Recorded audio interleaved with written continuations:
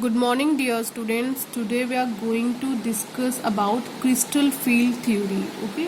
तो crystal field theory को आज हम स्टडी करेंगे। तो सबसे पहले देख लेते हैं कि ओरिजिनली इस थ्योरी को किसने प्रपोज किया था।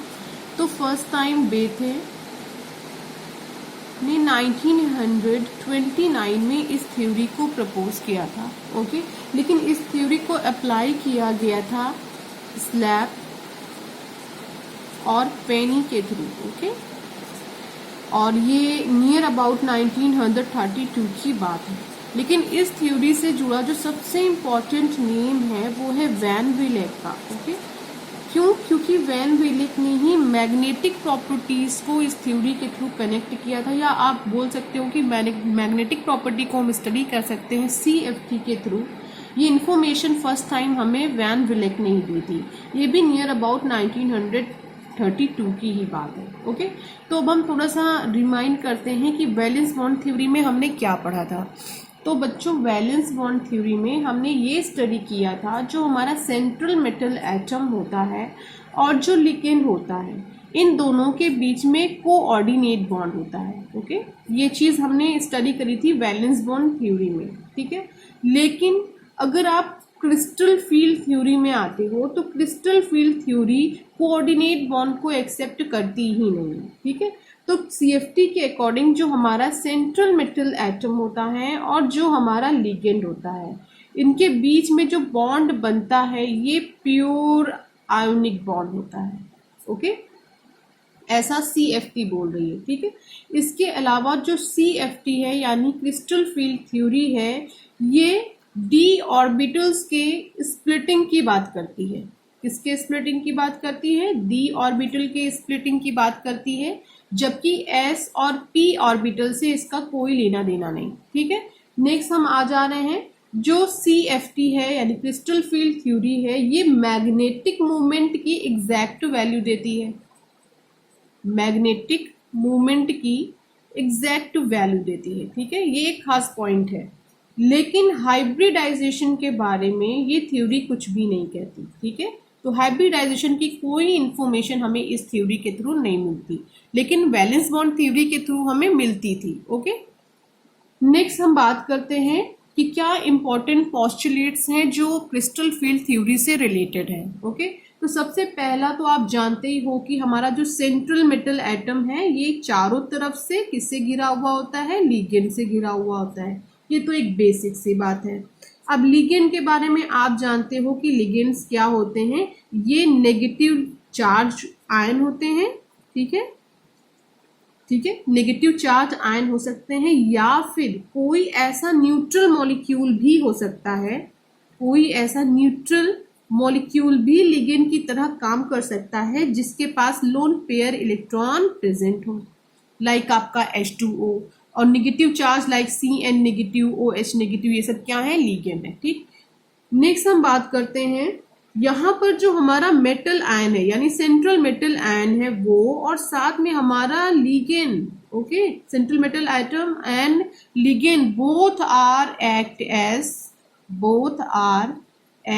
As point charge. ओके, ये कैसा बिहेव करते हैं? पॉइंट चार्ज की तरह बिहेव करते हैं। तभी हमारा जो ये बॉन्ड बता रही है क्रिस्टल फील्ड थ्योरी, ये प्योरली आयोनिक बता रही है। ओके, नेक्स्ट हम एक और इम्पॉर्टेंट पॉइंट में आते हैं, वो हमारा रिलेटेड है किससे? लिगेंड से। ओके, जब लिगेंड अप्रोच करेगा मेटल एटम की तरफ, मैं लिख दे रही हूं, when ligand approach to metal ion. Okay, तो d ऑर्बिटल्स के केस में हमें क्या चीजें लिगेंड को देखकर समझ में आ सकती हैं? तो देखिए, यहाँ पर दो तरह के फोर्स अप्लाई होंगे। देखिए, जब लिगेंड अप्रोच करेगा मेटल आयन की तरफ तो दो तरह के फोर्स डेवलप होते हैं। पहला फोर्स होता है फोर्स ऑफ अट्रैक्शन। ठीक है, और दूसरा जो काफी इंपॉर्टेंट होता है, जो सारा रोल प्ले करता है यहाँ पे, वो है फोर्स ऑफ रिपल्शन।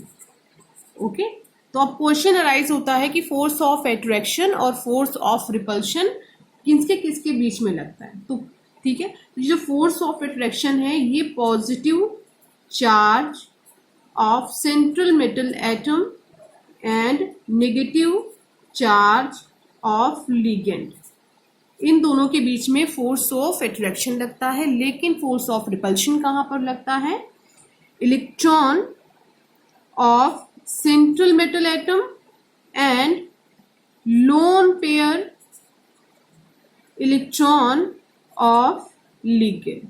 ठीक है, तो आपको पता है इलेक्ट्रॉन इलेक्ट्रॉन सेम चार्ज, तो यहाँ पे ऑब्वियस सी बात है क्या डेवलप होना है? Force of repulsion. तो फोर्स ऑफ रिपल्शन डेवलप होता है, फोर्स ऑफ अट्रैक्शन डेवलप होता है जब एक लिगेंड अप्रोच करता है मेटल आयन की तरफ। ठीक है, लेकिन इसमें सबसे ज्यादा इंपॉर्टेंट पॉइंट ये है कि जब फोर्स ऑफ अट्रैक्शन लगता है तो जो एनर्जी हमारी होती है वो डिक्रीज होती है। ओके, जब फोर्स ऑफ रिपल्शन लगता है तो एनर्जी हमारी इंक्रीज होती है। ठीक है, ये बहुत ज्यादा इंपॉर्टेंट पॉइंट है कि जब फोर्स ऑफ रिपल्शन ज्यादा फील करेगा। डी ऑर्बिटल में आपको पता है 5 सेट होते हैं, D X Y, D Y Z, D Z X, जी X square minus Y square and D Z square. ठीक है, 5 सेट ऑफ ऑर्बिटल होते हैं, तो वो ऑर्बिटल जो एनर्जी ज्यादा फील करते हैं उनको हम ऊपर रखते हैं। ओके, तो ये चीज मैं भी आपको समझा रही हूँ। तो बच्चों यहाँ पर हमें पता है कि जो हमारा डी ऑर्बिटल होता है इसके पास टोटल 5 ऑर्बिटल्स या सब शेल आप कह सकते हो होते हैं। पहला होता है D X Y, D Y Z, D Z X, then D X square minus Y square and then D Z square. ठीक है, जब ये सेंट्रल मेटल एटम की बात हो रही है, जब सेंट्रल मेटल एटम के पास को लिगेंड नहीं आता यानी लिगेंड अप्रोच नहीं करता, तो जितने भी आपको सबशेल मिल रहे हैं सबकी एनर्जी क्या होती है? इक्वल होती है। ठीक है, लेकिन जब इसके पास कोई लिगेंड आता है तो ये क्या हो जाते हैं? 2 सेट में ब्रेक हो जाते हैं। ठीक है, तो एक सेट जो मिलता है वो हमारा होता है T2G का। T2G में जो आपके आते हैं वो होते हैं D X Y, D Y Z, then D Z X, और ऊपर हमारे केवल 2 ही सेट मिलते हैं हमें जो होते हैं D X square minus Y square and D Z square के। ठीक है, तो ऊपर हम उसे रखते हैं जो ज्यादा फोर्स ऑफ रिपल्शन को फील करते हैं। ठीक है, यानी कि उनके पास एनर्जी क्या होती है? ज्यादा होती है। तो ज्यादा फोर्स ऑफ रिपल्शन फील किया तो एनर्जी क्या हो गई? ज्यादा हो गई। तो ऊपर वही सेट हम लोग रखते हैं जो ज्यादा फोर्स ऑफ रिपल्शन फील करता है ऑर्बिटल्स, और उसकी एनर्जी ज्यादा होती है। ठीक है, तो यही चीज मैं यहाँ पे बोल रही थी। ओके, नेक्स्ट ये जो पूरे सिस्टम है इसको हम ऑक्टाहेड्रल में थोड़ा डीपली देखते हैं। तो बच्चों अभी मैंने आपको ये बताया है कि D X square minus Y square और डी जेड स्क्वायर ये फोर्स ऑफ रिपल्शन ज्यादा फील करते हैं। तो अब क्वेश्चन अराइज होता है कि ये फोर्स ऑफ रिपल्शन ये दोनों ऑर्बिटल ज्यादा क्यों फील करते हैं। ओके, तो ये पूरा समझने के लिए हम ऑक्टाहेड्रल में इसको पहले समझ लेते हैं। ठीक है, ऑक्टाहेड्रल कॉम्प्लेक्स। ओके, और आपको पता ही है ऑक्टाहेड्रल कॉम्प्लेक्स में लिगेंड टोटल कितने होते हैं? 6 होते हैं। ओके, तो देखो बच्चों यहाँ पे क्या मैं बताना चाह रही हूँ कि इस डायग्राम में आपको पता ही है कि यहाँ पर जब आप ज्योमेट्री बनाते हो तो आप एक्स वाई और जेड 3 एक्सिस लेकर के चलते हो। ठीक है, तो वो ऑर्बिटल्स जो एक्सिस पे प्रेजेंट होते हैं, जैसे कि आप देख रहे हो ये अभी क्या है? एक्सिस पे प्रेजेंट है, देन दूसरा वाला एक्स एक्सिस पे प्रेजेंट है। इसको क्या बोलते हैं? हम लूप्स बोलते हैं। ठीक है, बी होगा। ठीक है, लूप्स बोलते हैं, और ये जो है एक्स एक्सिस पे प्रेजेंट है, और जब भी लिगेंड अप्रोच करता है तो वो एक्सिस से ही अप्रोच करता है। ठीक है, तो यहाँ पर इसके इलेक्ट्रॉन और जो लिगेंड आ रहा है अप्रोच करने उसके इलेक्ट्रॉन, इन दोनों के बीच में फोर्स ऑफ रिपल्शन बहुत ज्यादा लगता है। तो जब फोर्स ऑफ रिपल्शन बहुत हाई हो जाता है तो इनकी एनर्जी भी क्या हो जाती है? काफी ज्यादा हाई हो जाती है। ठीक है, तो ऐसा किसके साथ हो रहा है? ऑक्टाहेड्रल का केस है ये। ठीक है, ऑक्टाहेड्रल के केस में then D X square minus Y square के साथ है, देन डी जेड स्क्वायर के साथ है। देखिए ये एक्स एक्सिस है। ठीक है, ये आपकी वाई एक्सिस है, और ये जो एक्सिस आपको मिली है ये जेड एक्सिस है। तो यहाँ पे जो दोनों लूप्स हैं जेड के, दोनों ही कहाँ पे प्रेजेंट है? जेड एक्सिस पे प्रेजेंट है, और जो आपका लिगेंड अप्रोच करेगा वो भी जेड एक्सिस से ही अप्रोच करेगा। ठीक है, एक्सिस से ही कर ही रहा है। तो एनर्जी आप देखोगे तो इन दोनों की जो इलेक्ट्रॉन इलेक्ट्रॉन का बंच है उसमें रिपल्शन बहुत ज्यादा डेवलप हो जाएगा, जिसकी वजह से इन दोनों ऑर्बिटल की एनर्जी बहुत ज्यादा बढ़ जाएगी। ठीक है। अब अगर इनकी हम बात करें तो जब लिगेंड यहाँ पर अप्रोच करेगा DXY, DZX एंड DYZ में, तो होगा क्या बच्चों कि ये जो आप देख रहे हो ये एक्स है, ये वाई एक्सिस है, तो इसमें जितने भी आपको लूप्स मिल रहे हैं ये एक्सिस के बीच में मिल रहे हैं। देखिए एक्सिस के बीच बीच में ये लूप्स मिल रहे हैं। देखिए यहाँ पर मिल रहा है, यहाँ पर, ठीक है, यहाँ पर बीच बीच में मिल रहा है, प्योर एक्सिस पे कोई लूप्स नहीं मिल रहे हैं। ठीक है, इसमें समझने की कोशिश करिए। ये ऑक्टाहेड्रल स्ट्रक्चर दिया गया है। जो पॉइंट है ये पॉइंट आपको बता रहे हैं कि यहाँ पे क्या लगा हुआ है, लिगेंड लगा हुआ है और सारी एक्सिस आपको बताई गई है। ठीक है, तो ये जो DZ² का केस है इसमें देखिए क्या दिखा रहे हैं, ये MN है और दोनों ही जो हमारे लूप्स हैं यहाँ पर वो Z एक्सिस पे प्रेजेंट है। ठीक है, तो जब लिगेंड अप्रोच कर रहा है तो वो एक्सिस से ही करेगा, तो ये ज्यादा फोर्स ऑफ रिपल्शन फील करेंगे। वैसा ही सेम केस DX² - Y² के केस में बताया गया है। देखिए ये भी क्या है, X एक्सिस Y और X, दूसरा भी X और Y, यानी दोनों ही X लूप्स दो X एक्सिस पे हैं, दो Y बिल्कुल एक्सिस पर ही रखे हुए हैं। ठीक है, तो जो लिगेंड है वो एक्सिस से ही अप्रोच करेगा तो फोर्स ऑफ रिपल्शन ज्यादा होगा, तो एनर्जी बढ़ जाएगी। लेकिन अगर आप DXY के केस में आओ तो आप देखो कि दो जितने भी लूप्स हैं यहाँ पे एक भी लूप्स एक्सिस पे नहीं है, सब एक्सिस के बीच में है। ठीक है, तो जब यहाँ पे लिगेंड अप्रोच करेगा तो ये ज्यादा फोर्स ऑफ रिपल्शन फील नहीं करेंगे, ये वाले ज्यादा फोर्स ऑफ रिपल्शन फील करेंगे जो एक्सिस पे प्रेजेंट है। ठीक है, इधर DYZ में आओगे तो देखिए ये भी एक्सिस पे नहीं है, सब एक्सिस के बाहर है। इसी तरह DXZ में आएंगे तो वो भी ये एक्सिस पे नहीं है, सब बीच में ही प्रेजेंट है, एक्सिस के बीच में प्रेजेंट है। ठीक है, तो ये जो है force of repulsion come feel करेंगे जब लिगेंड अप्रोच करेगा, पर जो एक्सिस पे प्रेजेंट है ये फोर्स ऑफ रिपल्शन ज्यादा फील करेंगे। ठीक है, जो फोर्स ऑफ रिपल्शन ज्यादा फील करेंगे तो उनकी एनर्जी इंक्रीज हो जाएगी, और जो force of repulsion come feel कर रहे हैं उनकी एनर्जी डिक्रीज हो जाएगी।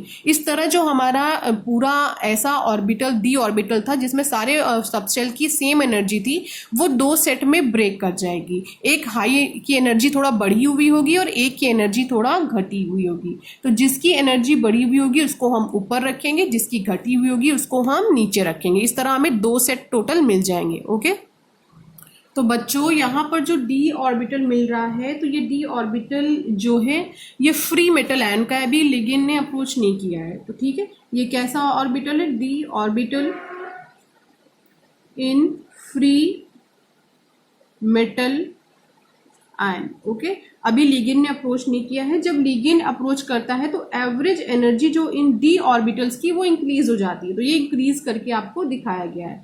देन हम देखेंगे जो d ऑर्बिटल की डीजेनरेसी है, यहाँ पे जो इक्वल एनर्जी का डिस्ट्रीब्यूशन है वो ब्रेक कर जाता है। जो एक्सिस पे प्रेजेंट है वो उस पे फोर्स ऑफ रिपल्शन ज्यादा लगता है, तो उनके पास एनर्जी ज्यादा होती है, वो उनको सेट को हम EG सेट बोलते हैं और ऊपर करते हैं। ठीक है, नेक्स्ट है हमारा जो हमारा DXY है, DYZ देन DZX है, तो ये कम एनर्जी फील करते हैं और इसको T2G सेट में हम रखते हैं। ओके, अब जो एवरेज एनर्जी की ये आपको लाइन दिख रही है, इस लाइन को हम बैरी सेंटर बोलते हैं। क्या बोलते हैं, बैरी सेंटर, लिख दे रही हूँ BRY, बैरी सेंटर। ओके, तो ये एवरेज एनर्जी की लाइन है। ठीक, देन अब यहाँ पर हमें देखना ये होता है कि ऊपर वाले की एनर्जी कितनी बड़ी है और नीचे की कितनी घटी है। ऑब्वियसली बात है कि इसकी एनर्जी बड़ी है, इसकी घटी है, तो इसकी कितनी बड़ी है और इसकी कितनी घटी है।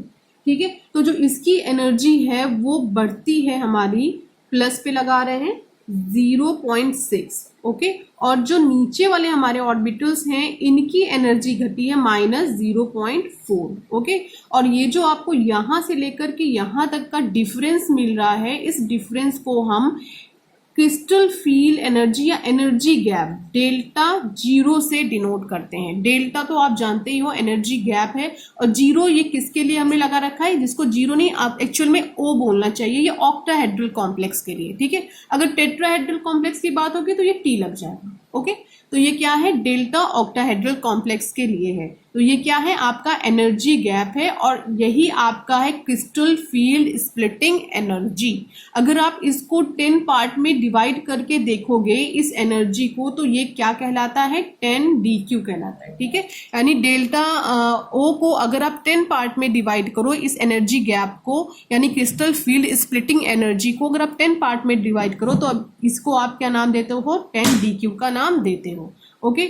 अब नेक्स्ट जो इंपॉर्टेंट पॉइंट है, हमें ये देखना है कि एवरेज एनर्जी तो हमारी क्या होनी चाहिए, सेम होनी चाहिए। ऊपर वाला बढ़े चाहे नीचे वाला कितना भी घटे, बट एवरेज एनर्जी हमारी सेम होनी चाहिए। तो वही चीज हमें देखनी है कि एवरेज एनर्जी हमारी सेम है कि नहीं। तो सबसे पहली चीज आपके पास क्या है, प्लस 0.6 और ऊपर कितने ऑर्बिटल हैं, 2 ऑर्बिटल। तो क्या मिलेगा, 6 2 12 प्लस का 1.2।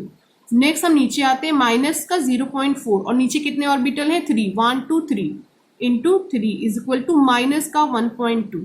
ठीक है, देखिए प्लस का 1.2 है या माइनस का 1.2 है, दोनों क्या हो गए, कैंसिल आउट हो गए। अगर हम देखें कि जितना बढ़ा है उतना ही क्या हुआ है, घटा भी है। तो एवरेज एनर्जी तो हमारी ओवरऑल क्या है, इक्वल है। जितनी बढ़ेगी उतनी ही घटेगी। ये चीज आपने यहाँ पे देख ली। अगर प्लस 1.2 बढ़ा था, 1.2 बढ़ा था, तो माइनस 1.2 घटा भी है। तो एवरेज अगर हम निकालेंगे तो एवरेज हमारा एज इट इज रहेगा। ओके, तो यहाँ पर हमें क्या समझ में आया कि हमारा डी ऑर्बिटल जब फ्री स्टेट में था तो जितने भी हमारे इसमें सब शेल लगे हुए सबकी एनर्जी इक्वल थी। जब लिगेंड ने अप्रोच किया तो एवरेज एनर्जी हमारी थोड़ा क्या हो गई, बढ़ गई है। देन हमने देखा कि जो हमारे ऑर्बिटल्स थे वो 2 सेट्स में क्या हो गए हैं, स्प्लिट हो गए हैं। एक ईजी सेट है, दूसरा T2G सेट है। T2G सेट में हमारे पास 3 ऑर्बिटल्स हमें मिले हैं, DXY, DYZ, DZX। ठीक है, और इसमें इन तीनों में एनर्जी माइनस 0.4 डिक्रीज हुई है। लेकिन ईजी सेट में जो हमारे ऑर्बिटल्स हैं DX² माइनस Y², DZ², इसमें प्लस 0.6 एनर्जी हमारी इंक्रीज हुई है। ठीक है, तो इन दोनों के बीच का जो डिफरेंस हमें ये गैप मिला हुआ है इसको हम क्या बोलते हैं, डेल्टा ओ। जिसको डेल्टा ओ किसको रिप्रेजेंट करता है, ओ ऑक्टाहेड्रल कॉम्प्लेक्स को रिप्रेजेंट करता है, और डेल्टा रिप्रेजेंट करता है क्रिस्टल फील्ड स्प्लिटिंग एनर्जी। किसको ओवरऑल रिप्रेजेंट कर रहा है, crystal field splitting energy. Okay, ये इसको रिप्रेजेंट कर रहा है। ठीक है, तो ये बताया गया है कि जो इसकी एवरेज एनर्जी है इसको हम नेम देते हैं बेरी सेंटर का।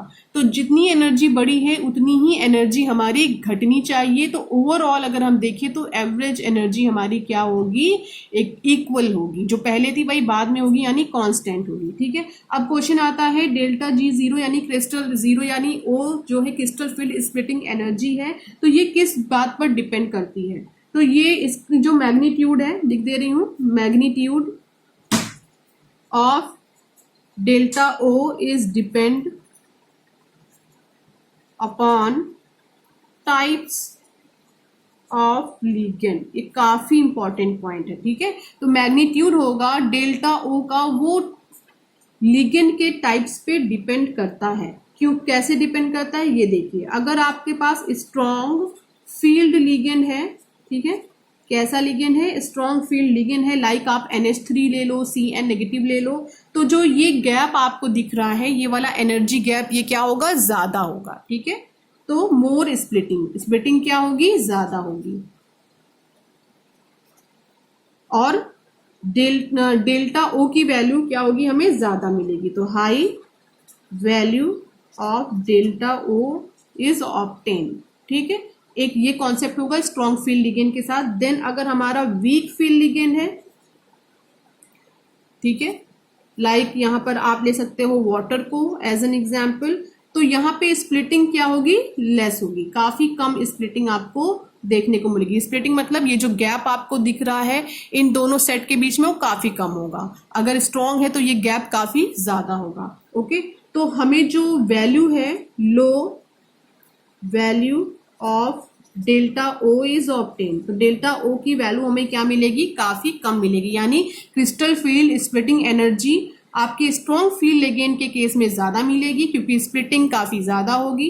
लेकिन अगर आप वीक लिगेंड को यूज कर रहे हो तो जो आपकी क्रिस्टल फील्ड स्प्लिटिंग एनर्जी है उसकी वैल्यू आपको काफी कम मिलेगी क्योंकि वहां पे स्प्लिटिंग काफी कम होगी। ओके, अभी मैंने आपको बताया बच्चों कि जो हमारी स्प्लिटिंग होती है, स्प्लिटिंग के ऊपर सबसे ज्यादा इफेक्ट जो पड़ता है वो किसका पड़ता है, लिगेंड का। लिगेंड आपका स्ट्रॉन्ग फील्ड है कि वीक फील्ड है, इस चीज का सबसे ज्यादा इफेक्ट पड़ता है। ठीक है बच्चों, तो देखिए यहाँ पे मैं बनाकर दिखा रही हूँ।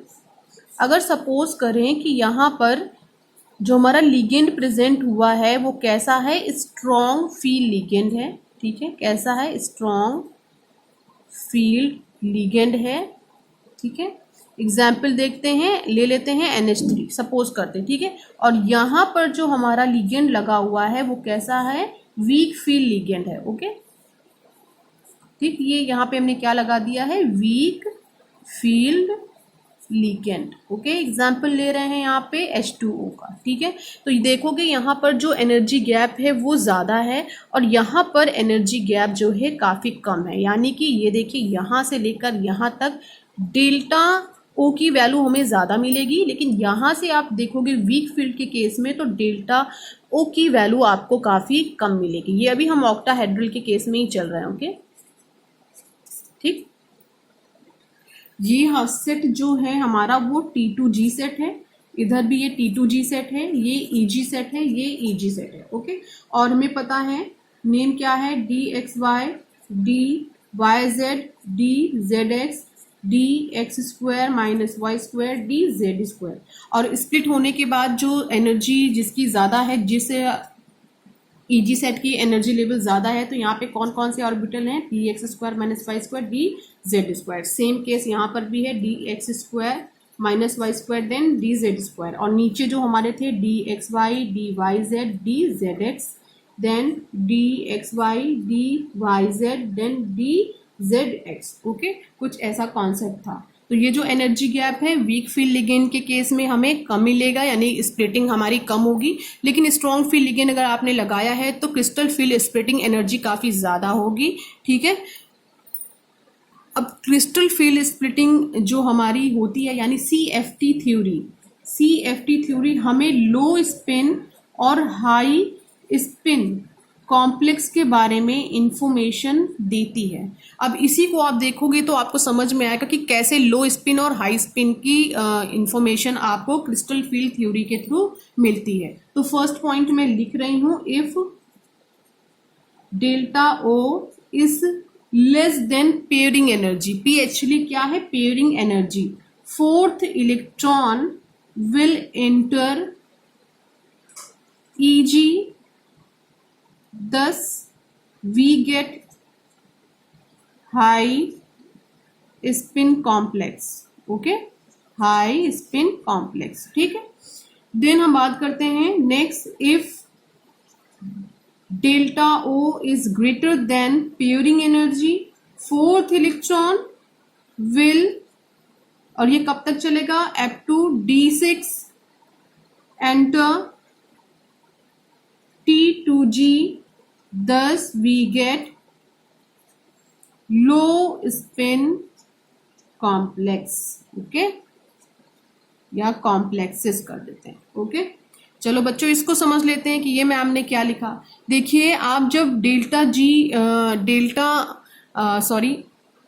ओ के केस में रहते हो तो आपको पता है कि जब वीक फील्ड लिगेंड आपने लगाया हुआ है तो वीक फील्ड लिगेंड के केस में डेल्टा ओ हमारा क्या होगा, कम होगा, ठीक है।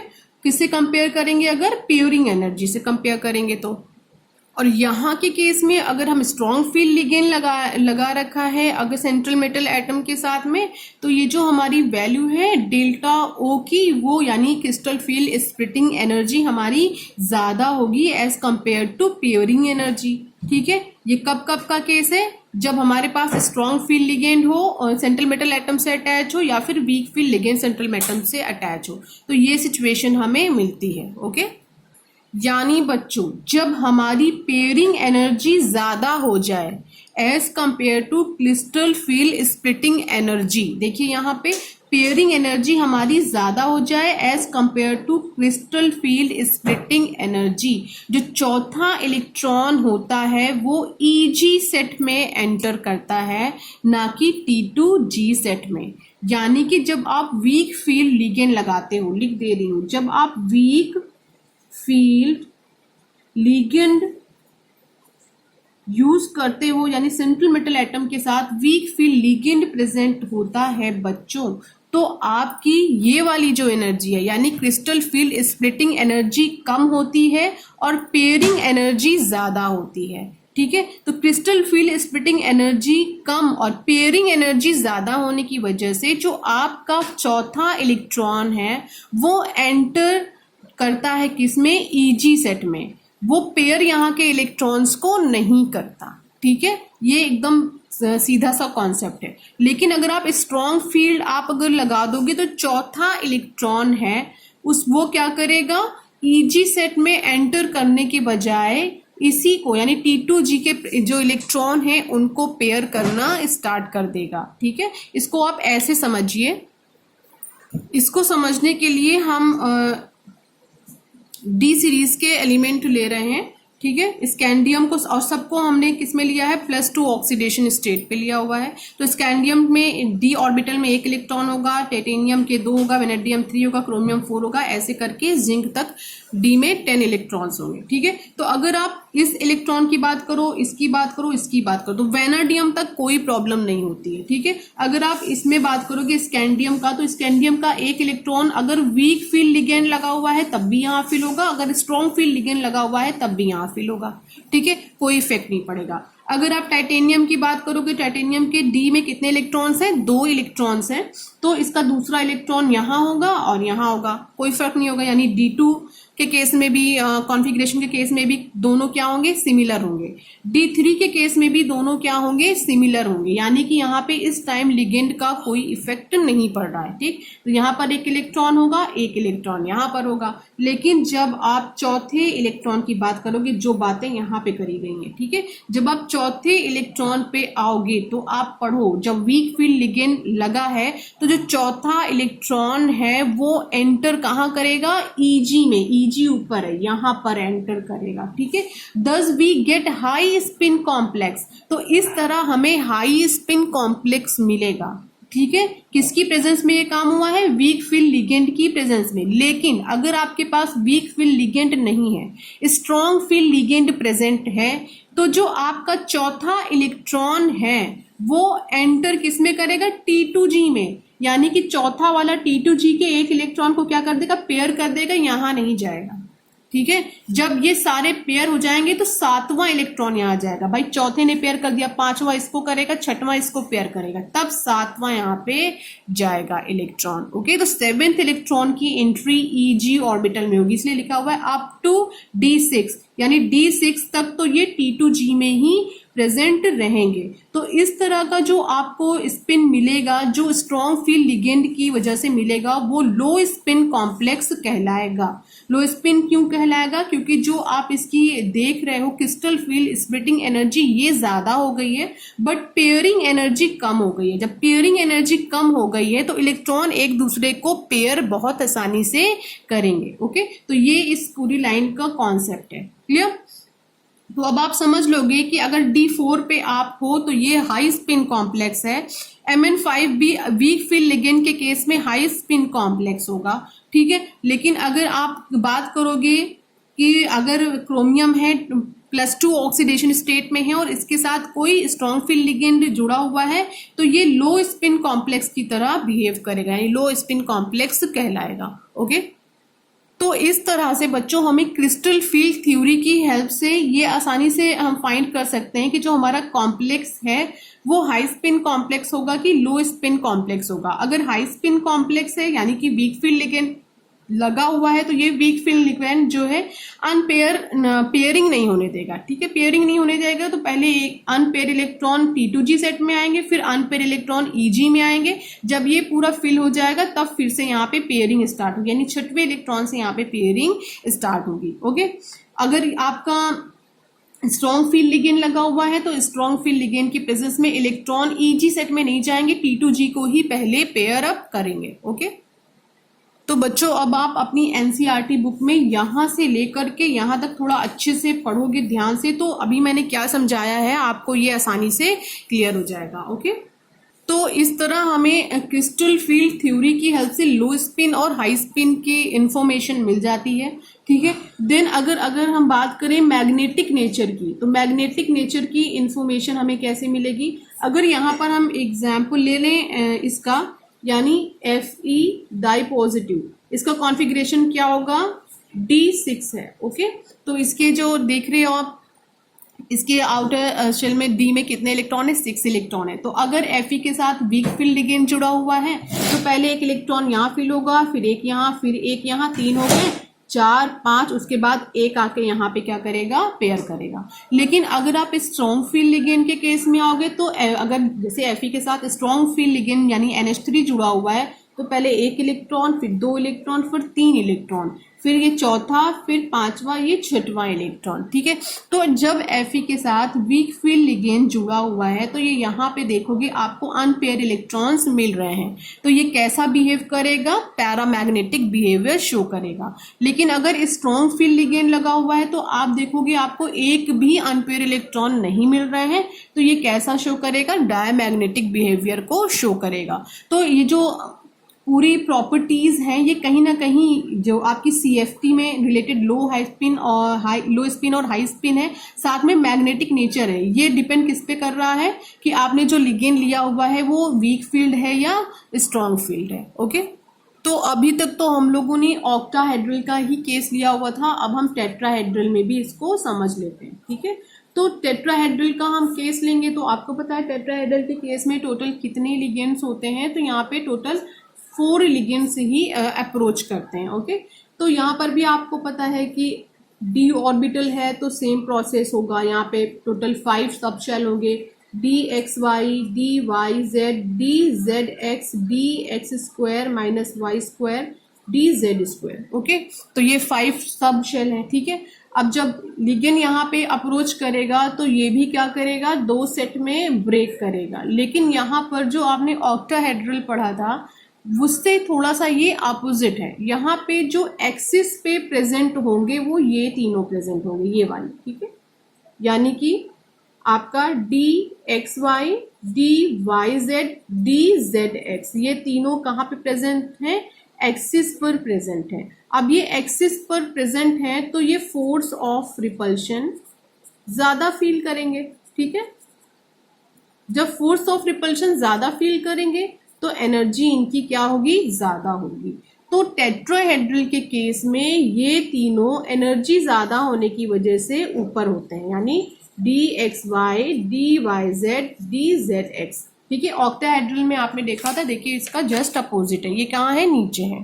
ठीक, तो अब जो आपके dx square minus Y square and dz square ये एक्सिस पे प्रेजेंट नहीं है बल्कि एक्सिस के बीच में इसके लूप्स प्रेजेंट हैं, तो ये फोर्स ऑफ रिपल्शन थोड़ा कम फील करेंगे तो एनर्जी इनके पास कम होगी।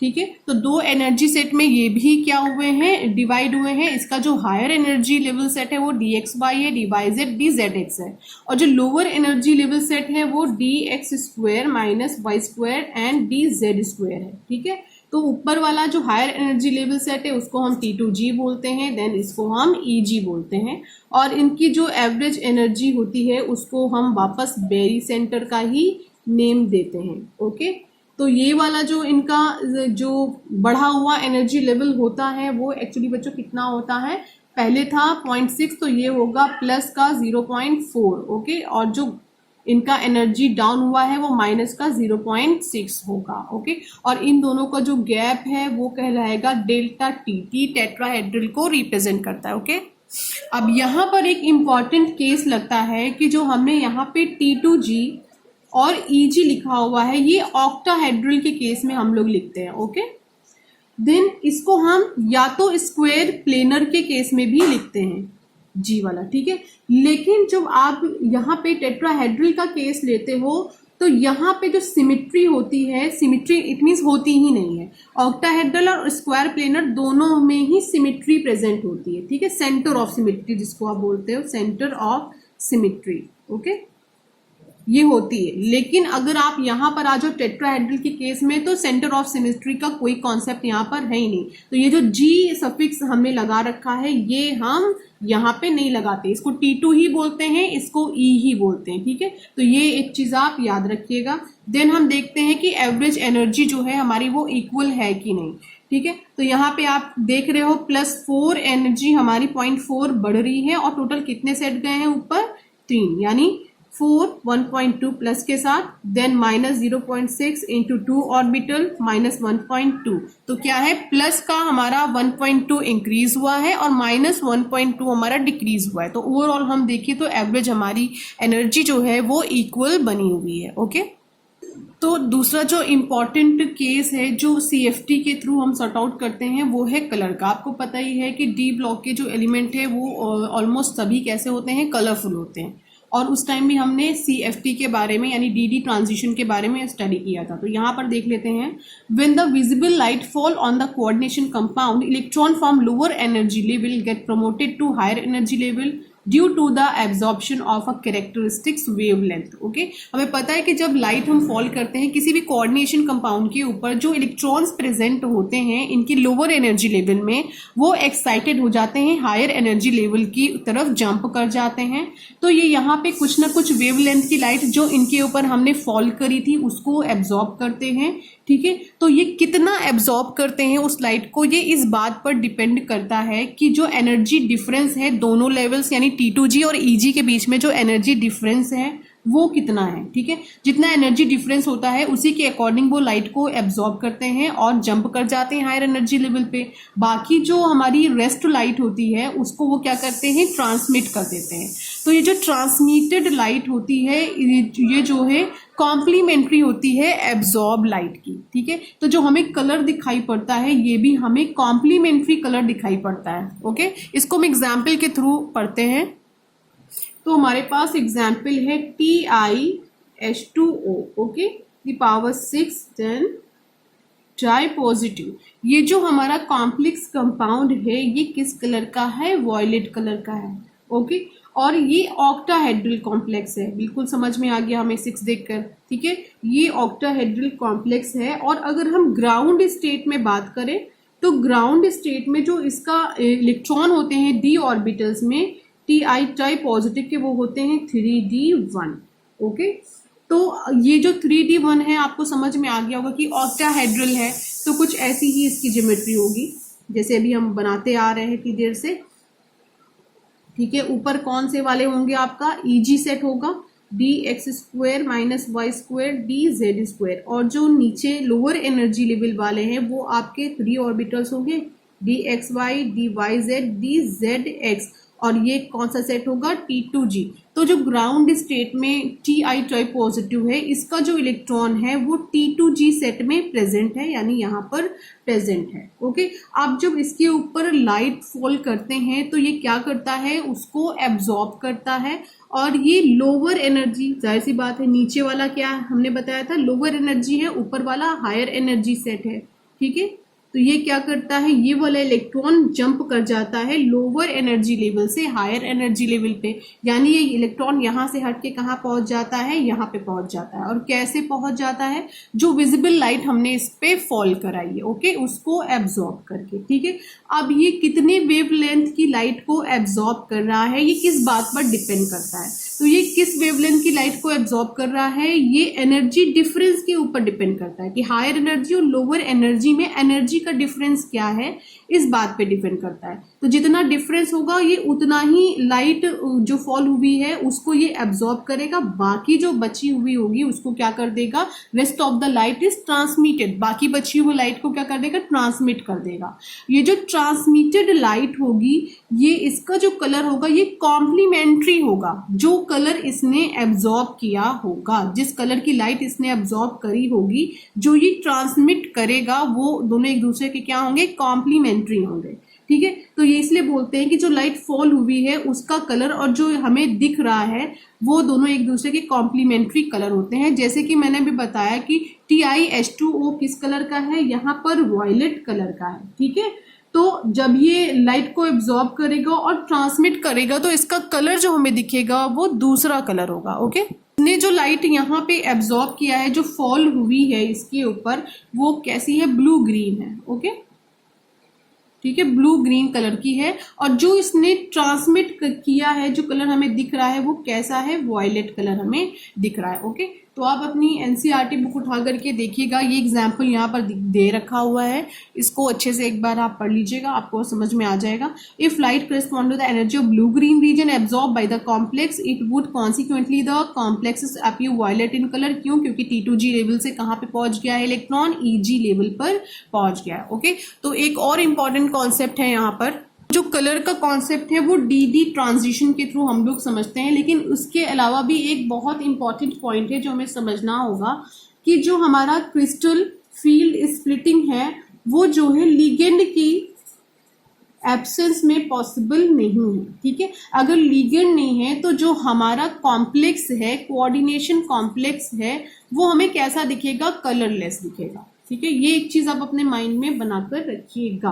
ठीक है, एग्जाम्पल के थ्रू हम देखते हैं कि जैसे हमारे पास Ti और H2O है, ठीक है, 6 है, देन Cl3 है, ये हमारे पास कॉम्प्लेक्स है। अगर इस कॉम्प्लेक्स को हम लोग हीट कर देंगे तो इससे क्या हो जाएगा, वाटर के मॉलिक्यूल्स क्या हो जाएंगे, इवेपोरेट हो जाएंगे। तो वाटर के मॉलिक्यूल इवेपोरेट हुए, इसका मतलब क्या हो रहा है, यहाँ से लिगेंड जो है इवेपोरेट हुए जा रहे हैं। ठीक है, तो जो हमारा कंपाउंड ये वॉयलेट कलर का दिख रहा था, ये कैसा हो जाएगा, एकदम कलरलेस हो जाएगा। ओके, तो ट्रांजिशन किसकी प्रेजेंस में ही पॉसिबल है, लिगेंड की प्रेजेंस में पॉसिबल है। ऐसे ही एक और एग्जाम्पल है कि आपके पास CuSO4.5H2O है। ठीक है, तो ये कैसा होता है, ब्लू कलर का होता है। ठीक है, अगर आप इसे हीट कर दोगे तो जो वाटर मॉलिक्यूल्स हैं वो इवेपोरेट हो जाएंगे और बचेगा क्या आपके पास, CuSO4 और 5H2O। ठीक है, इवेपोरेट हो गया। तो ये जो CuSO4 होता है ये कैसा होता है, व्हाइट कलर का होता है। ठीक है, तो वाटर की प्रेजेंस भी यहाँ पर जरूरी, यानी जो लिगेंड है उनका प्रेजेंट होना कलर के लिए यानी DD ट्रांजिशन के लिए कंपलसरी है।